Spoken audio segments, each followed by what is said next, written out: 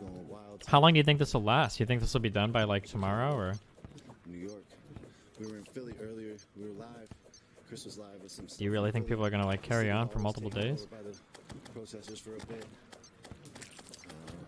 Bunch of vandalism and expropriation of goods. A lot of places. Some fighting in Chicago. Yeah, I guess like everybody's unemployed and shit right now, so I mean, it's not like we got anything better to do than shit up, huh?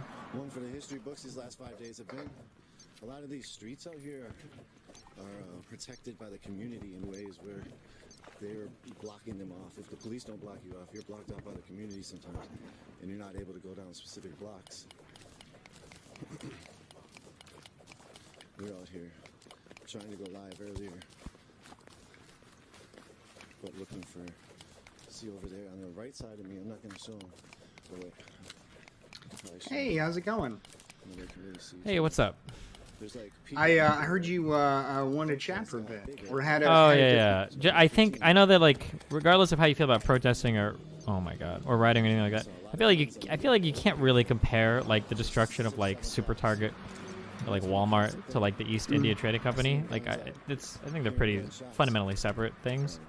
Well, I mean, if you're comparing company on company, yeah, I grant you Target and Walmart are not the same. Although it was interesting to learn a little bit more about the involvement of Target. Yeah, I mean, again, it's different from like the East India Company's monopoly, but Target's role in providing money to local police forces to subsidize the installation of new camera systems. I mean, so there is like some involvement. But I mean, yeah, but like when we start running it to that level, like I feel like. Well, the bigger point I was... Or sorry, I was gonna say like if we start running it to that level, like we can get almost everybody roped in here, right? Like a lot of people donate money to special services for a variety of reasons, whether it's to election season or supporting unions or et cetera, et cetera. Sure. Like, Sure. But the bigger point I was trying to make is that in a situation like this, I think to focus on destruction of private property over like the issue of basically unjust state violence against individual citizens is the wrong approach. Yeah, I would agree with that. I feel like that's now. I grant you, like the British East India Company isn't exactly the same, but the American Revolution does have some parallels. Like for example, and I would consider the Tea Party to be one example of kind of several incidents that culminate in the war, right? For example, the Loyalist population in the colonies was ultimately deprived of lots of property. I mean, many of them were violently. Yeah, a lot of the British people that lived in the U.S. Yeah, for sure. Yeah. So, like, I mean, that being said, that's reprehensible, the way that the Loyalists were treated. But I don't think that their treatment, for example, invalidates the justness of the Patriot cause. Yeah, of course. I guess, like, the way that I try to view it, and what I've said multiple times, is, like, I don't think you should let yourself get baited into the straw man of defending, like, rioting, and the destruction of, like, private or small businesses or whatever. Like, just say, like, oh, rioting sucks, and focus on, like, the overall, like, why are there protests right now? Like, why are people so upset? It's just a little annoying that people are trying to defend, like, literally like the destruction of like small businesses and shit, saying like, well, every single person is part of the problem, and it's like, okay, but there are like varying levels of responsibility. It's especially annoying when like these same people, when you ask, like, it's kind of weird how like you don't have to live your values at all, even though like you're saying, you know, like this particular economic system is moral and just, like, oh well, you know, just because I live in a capitalist society doesn't mean I can't critique it. It's like, okay, but because these businesses exist in a capitalist society, you literally have like moral authority to destroy all of them. Like, that seems a little unfair, I think. Yeah, well, I mean, as you know, I reject that view, and to me, I feel like ultimately the issue is not the existence of capitalism, and I don't think that capitalism is undergirding police violence. I think it's basically, I think there are a lot of structural factors, police unions, the way in which these police unions are enmeshed into our political system, the fact that police are prosecuted through the same system everybody else is, even though they have relationships and everything. Yes, exactly. They have relationships with the police that make it so that a prosecutor really, I don't think you could ask them really to honestly prosecute them properly, because it's like asking them to prosecute their colleagues. It's very difficult. Yeah, for sure. So I mean, I recognize that. Mm-hmm. But my point in making the Tea Party comparison was to say, look, look, I mean, we're 250 years out from that, and we have the benefit of saying, look, we don't have to think about the optics of it, because now everybody acknowledges, yeah, the American Revolution was a just cause, the Patriots had a just cause and all that. But even at the time, I found this out when I was doing a little reading about this in advance, that there were some people at the time who were like, folks, this is just bad optics, all right? Including apparently George Washington. He said, throwing that tea overboard, that is not the. Let me see if I can find the quote here. He said, I strongly voice my disapproval of their conduct in destroying the tea, even though the cause of Boston will ever be considered as the cause of America. So, I mean, it just. That's kind of the point I'm trying to make, is that, not that burning Target is the same as attacking the East India Company, but that, look, that damage to private property. Do you think this would be happening if Trump wasn't president? It's absolutely regrettable. It's tragic when it happens. There are real people who suffer and lose a lot of the work that they poured their lives into as a result. And I feel like we can recognize that while also recognizing that that's... Yeah, I don't disagree. I don't disagree with anything here. I just think that, like, the East India Trading Company, really good target for a protest. Like, literally works alongside the British government as, like, a colonial force and shit. I think they themselves, like, occupied some lands before, like, Great Britain did themselves. Well, or were, like, assisting them. Yeah, like, I think that, and then, like, the literal fact that the tea tax was being, like, directly protested, like, this was one of the big taxes, and people, like, I think it's just, like, I think that's a very fitting target that works in terms of protest. Whether you think violent rioting or whatever is good or bad, like, the message was clear and concise, like, the victim appropriately targeted, I think, and like, everything seemed to fit. Like, breaking into, like, a dollar store, and stealing candy, or breaking into a Target and, like, stealing, like, TVs, I don't think that's, like, a, wow, definitely we're sticking to man. That just seems more like people are being kind of opportunistic and mayhem. Well, the reason I bring it up is that I grant it's not the same kind of company, but I mean, that said, it's still private property. Private investors still lost out. Private investors who probably, they probably didn't all,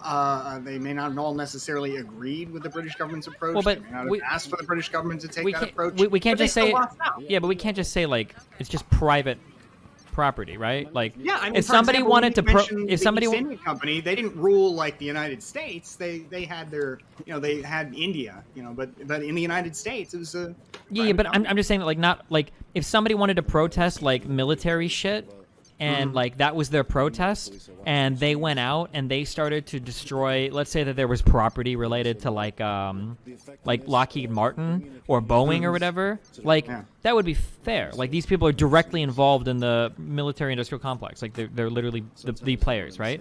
Now, if you were to go after Kmart or Target, and then I was like, okay, well, hold on. Like, Lockheed Martin is a fair target. And then you're like, well, so is Walmart. They're both private property. Well, I mean, kind of, but, like, it totally misses the point, right? Well, if you're, I mean, I get what you're saying there, but, like, if you're talking about legitimate targets, then wouldn't the legitimate target be, for example, the royal governor or the city hall or whatever? Yes. I mean, if we're saying, like, if that's what we're talking about, then we're talking about targets of state violence. Yeah, 100%. I think that, like, destroying, like, police precincts or flipping cop cars or, like, city hall or shit like that, I think that's 100% on point. And I think it's totally appropriate, for sure, because this is what's failed you, is, like, the government, and that's what's being protested here, the government. Like, 100%, I think those are appropriate targets. But, like, I just, I don't know. I just, like, I don't want to get, I'm never going to let myself get baited into it, and I would hope that for others, like, it feels like getting baited into trying to defend, like, looters running into stores and shit to steal shit is, like, not, I just don't think I think that's a losing fight. I'm not trying to defend looters. I'm trying to say that ultimately I don't think looters or looting should be the main focus of this. Yeah, of course, and I agree. Yeah, I agree, yeah, for sure. So, but it will be, unfortunately, over the next 2 days, but yeah. Yeah, I know. What do you think about the, I guess, what do you think about everything going on? You feel like, I guess the first question that I don't know about, that I'm curious about your take on, is, do you think this, I feel kind of bad asking, but I don't think there's any way around it. Do you feel like this helps Trump or hurts Trump? Man, dude, I don't know. It feels like we're living in some apocalyptic shit. I have a really hard time believing any of this is helping Trump. But I could be wrong. It seems like everything that could go wrong right now is, dude, he's got to feel like he's living in a horrible fucking sitcom. He's got some virus that's, like, killing over 100,000 fucking Americans, trying to, like, pull us out of the WHO. He's trying to fucking take Twitter to the Supreme Court to get his account, like, unfucking moderated. Like, and now, like, the whole country is, like, fucking rioting and shit. And it's, like, the perfect shitstorm to riot, too. Like, you got a bunch of fucking people that are, like, unemployed as fuck, haven't been outside because they've been told to stay home, and now they've got, like, the perfect The perfect cop killing. White dude sitting on a black dude's neck for 9 fucking minutes, caught in broad daylight with 3 other cops watching and doing fuck all on video for the entire world to see. Like, it's like the perfect shitstorm of stuff to like fucking ruin this environment. I have a really hard time believing that like any of this is helping Trump. But I mean, who the fuck knows? But yeah. Well, the only thing that gives me pause is, I know it's not the same because at the time Nixon was not president, and Trump is president right now. But in 1968, he really benefited from like hammering home, hey, this is what the Democrats have to offer: is endless violence in our cities and a retreat from law and order. Sure, but I mean, like, I think we're in a slightly different time. I think people are a little bit more sympathetic to these causes. Like, it's literally getting like international attention, right? You've got people in other countries that are kind of like protesting as well on behalf of George. That's true. Quite true. I don't know. I mean, it was crazy seeing the scenes of what people were up to, like near the White House. And yeah, man, I don't know. It was, what else do you, like, you're in one of the cities where like this stuff is going on, right? I don't know how much is going on in LA exactly, but yeah, we got our little curfew warning, but I'm pretty sure, I think there are protests and even riots, I think, in almost every major U.S. city right now, right? Yeah. Like, I think almost everybody is given like orders for curfews and stuff right now. Yeah, we've been switching around, just kind of looking at what's going on in different cities, and it's been crazy. Man, Doug, are you in here? I thought I saw you in there, popping in. And then this isn't even to something that is still looming that we don't even really know yet.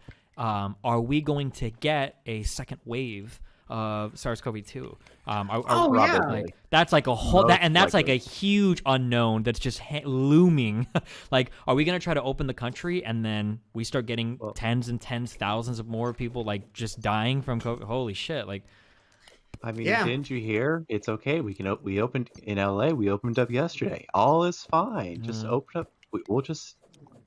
The big thing that people have realized is, the second basically the government stops pumping money into people's pockets through the various stimulus packages, we're going to hit Great Recession. We're not Great Recession. We're going to hit a depression. Like, that's what's about to happen. Like, this is truly, as some people say, the cool zone. We've had a plague, we have riots, and we're about to hit a depression. And I imagine most likely, like, someone commented this, that we have a lot of unemployed people.